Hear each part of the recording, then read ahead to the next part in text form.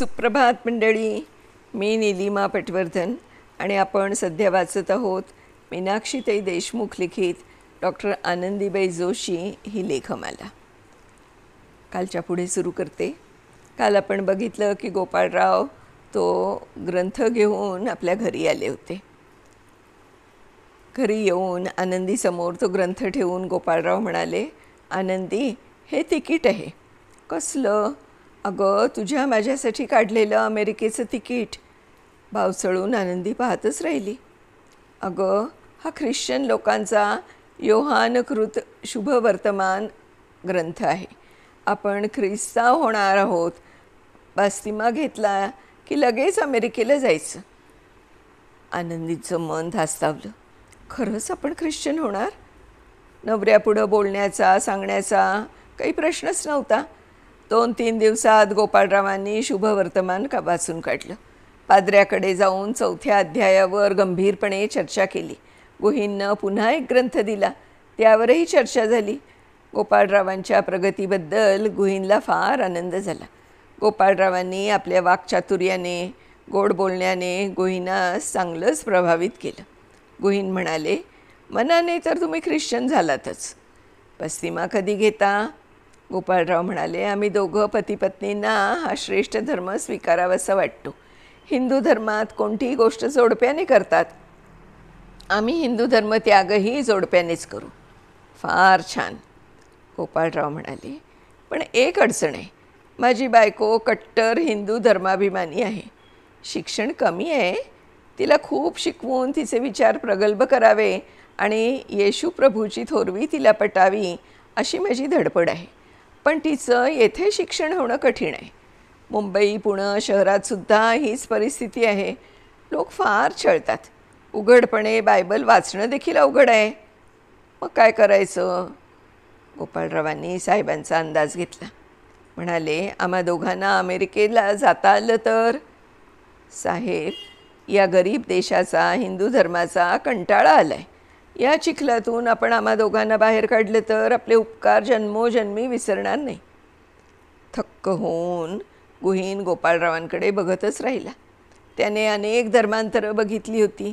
पोट भरण्यासाठी, नोकरीसाठी ख्रिस्ती होणारे महाभाग पाहिले होते.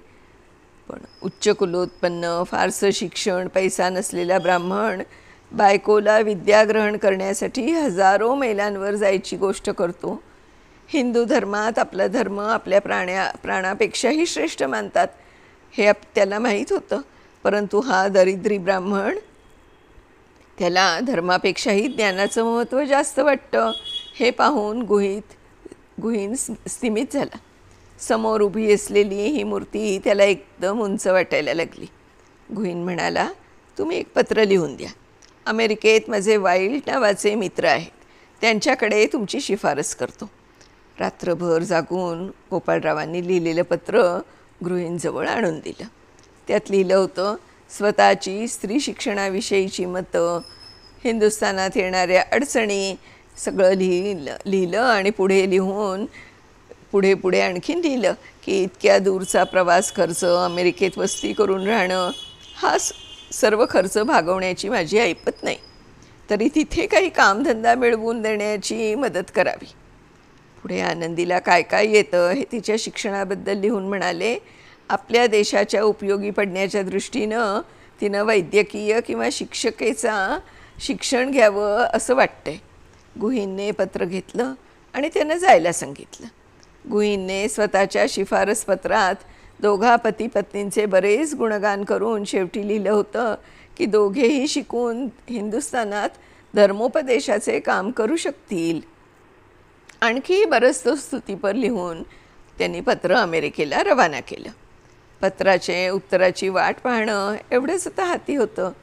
गोपाळराव 4-6 दिवसांनी गुहींकडे जात असत. बायबलवर गप्पा मारीत ख्रिस्ती धर्माचा त्यांच्यावर फारच प्रभाव पडल्याचं दाखवत आणि या साहेब लोकांवर गोपाळरावाच्या बोलण्याचा वादविवाद पद्धतीचा पगडा चांगलाच बसला होता. फार प्रभावित झाले होते ते स्वप्न पाहू लागले की हा अमेरिकेतून शिकून आल्यावर हिंदुस्थानात धर्मांतराचं काम उत्कृष्ट रीतीने करेल. गोपाळराव चर्चमध्ये जाण्याच्या गवा कोल्हापुरात झाला. समाज जीवन ढवळून निघालं. दरबार हादरला. हा चित्पावण कोकणस्थ ब्राह्मण आपल्या संस्थानात राहून किरिस्ताव होणार आणि ब्रह्महत्येचं पाप आपल्या डोक्यावर बसणार या विचारेने लोक भयभीत झाले. आनंदीला तर घराबाहेर पडणं अवघड झालं. दिवस असेच चालले होते. अजून अमेरिकेतून पत्र आलं नव्हतं. गोपाळराव अमेरिकेत जायच्या स्वप्नात मग्न होते आणि एक दिवस गोपाळराव चौकशीसाठी गुहींकडे गेल्यावर त्याने अमेरिकेहून पत्र आल्याचं सांगितलं. पत्र वाचायला गोपाळरावांकडे दिलं. पत्रात त्यांची स्तुती करून म्हटलं की तुम्ही इथे येऊन बस्तिमा घेण्यापेक्षा आधी तिथेच घ्या. काही कार्य करून दाखवा, मगच अमेरिकेत येण्याबद्दल विचार केला जाईल. आणि या पत्राबरोबरच गुहींला वैयक्तिक पत्र होतं. त्यात लिहिलं होतं, तुम्ही अननुभवी, वयानं लहान आहात. तुमचा धर्मांतराचा उत्साह दांडगा आहे, पण दिसतं तसं नसतं. हिंदुस्थानी लोक भोळी नसतात. महाराष्ट्रातील चित्पावन ब्राह्मणांबद्दल मी माहिती मिळवली. ती अतिशय हुशार जात आहे. कावेबाजीत, मुत्सद्देगिरीत कोणाला हार जात नाहीत. याच जातीने हिंदुस्थानचा राज्यकारभार केलेला आहे. सहजासहजी हा ब्राह्मण आपल्या कळपात ओढल्या जाईल असं वाटत नाही. तो तिथेच ख्रिस्ती झाला तरच उपयोग आहे. आपल्याला धर्मांतराचं आमिष दाखवून अमेरिकेत येऊन विद्या संपादन करण्याचा त्याचा डावही असेल. आपण बळी पडता कामा नये. गुहीन त्या पत्राच्या दृष्टीने गोपाळरावांकडे पाहत होते. हा बावळट दिसणारा फाटका माणूस खरोखरच आपल्याला बनवत असेल का? पत्र वाचून झाल्यावर गोपाळरावांनी विचारलं, या पत्राचा अर्थ काय? गुहीन म्हणाला, अर्थ स्पष्ट आहे. तुम्ही दोघांनी पश्चिमा घेतल्याशिवाय अमेरिका नाही. त्याने गोपाळरावांना निरोप दिला. गेले 2-4 महिने गोपाळराव जे डाव खेळत होते, मसलत शिजवली होती, ती सर्व एका क्षणात निरर्थक ठरली होती. फुगा फुटला होता. गोपाळराव अतिशय निराशेने गुहींच्या बंगल्यातून बाहेर पडले. रस्त्याने जाताना त्यांच्या डोक्यात नुसता आगडोंब उसळला होता. शेवटी या गोऱ्या माकडांनी दगा दिलाच. त्याच मनस्थितीत ते घरी आले. आनंदी अभ्यास करीत होती. तिला पाहून त्यांचा आणखी संताप झाला. ही बया अशीच इथे कोल्हापूरच्या या छोट्याशा खोलीत राहणार, मरणार. ती रघुवंशी वाचत होती. तिच्या हातातील पुस्तक घेऊन कोपऱ्यात भिरकावून दिलं. नवऱ्याची भीती होतीच, पण पूर्वीसारखी थरथरत नव्हती. त्यांचा स्वभाव तिला कळला होता. वाचनामुळे प्रगल्भता आली होती. तिने नवऱ्याकडे पाहिलं. डोळ्यातून ठिणग्या तडतडत होत्या. बाहेर काहीतरी बिनसलं होतं हे नक्की. आज आपली कमबख्ती आहे हे ओळखलं तिनं. खाली मान घालून ती स्वस्थ उभी राहिली. ओरडत म्हणाली, कसलं संस्कृत वाचतेस? 1000दा सांगितलं, इंग्रजी वाच. तिचा जोराने कान पिरगळला. म्हणाले, का इंग्रजी वाचत नाहीस? मला समजत नाही. संतापाने बेभान होऊन तिच्या गालावर 2-4 जोराने थापडा मारल्या. आज ती रडली नाही. गालावर 5 बोटं उमटली होती. संतापाने बेभान झालेल्या नवऱ्याकडे ती बघत होती. तिला ढकलून टेबलावर असलेल्या बायबल हातात घेतला आणि त्वेषाने उचलून त्याच्या चिंध्या केल्या. त्यांना वेळ लागलं की काय? हळूच लांबून पुटपटली, काय चाललंय? विकट हास्य करत म्हणाले, श्राद्ध करतोय, आकाशातल्या बापाचं श्राद्ध. दिवस उदासीनतेत चालले होते. साहेबांनी दगा दिला होता. इथे राहून काहीच होणार नाही. इथून दूर जाणं जरुरीचं होतं. कोल्हापूरकरांनी ते नकोच होतं. बदली सहज मिळाली. मुंबई गिरगावातील पोस्ट ऑफिसजवळ मिस प्रेस्कॉटची शाळा होती. निघताना एका साहेबानं मिस प्रेस्कॉटसाठी पत्र दिलं होतं. त्यामुळे शाळेत सहज प्रवेश मिळाला असता. पण गिरगावपासून ती शाळा फार लांब होती. कसं जायचं? गिरगावातच मिशनरींची दुसरी शाळा होती. शिकवायला मड्डम होती. आनंदी त्या शाळेत जाऊ लागली. तिथे सर्व श्रीमंतांच्या मुली बूट स्टाकीन घालून येत. त्या 4 घोड्यांच्या बग्गीतून येत. लोकांना त्यांचं फार कौतुक. पण एका साध्या पोस्ट्याची बायको बूट स्टॉकिंग घालून शाळेत जाताना पाहणं त्यांना असह्य होई. इथेही तिला खूप त्रास सहन करावा लागत होता. लोक अंगविक्षेप करीत, आचकट विचकट बोलत, वरच्या मजल्यावरून पाणी फेकत, पण करणार काय? सहन करणं भाग होतं. दिवस चालले होते. शाळेत मॅडमशी इंग्रजीत बोलावं लागत असल्यामुळे इंग्रजी बोलण्याचा सराव आनंदीला झाला होता. गोपाळरावांना सगळ्या वातावरणाचा उबग आला होता. महाराष्ट्रात आनंदीला शिकवण्याचं ध्येय साध्य होणार नाही याची त्यांना खात्री पटली. या जुनाट, टवाळखोर, कुचकट विचारांच्या लोकांपासून दूर गेल्याशिवाय आनंदीचं शिक्षण होणार नाही. शिवाय मधूनमधून अमेरिका डोक्यात डोकावत होतीच. मुंबई सोडून दूर कुठेतरी जायचं त्यांनी ठरवलं. जामनगर संस्थानात भुजला बदली करून घेतली. अमेरिका मनातून गेली नव्हतीच. तिथं जायचं तर इंग्रजी वाढवायला हवी होती.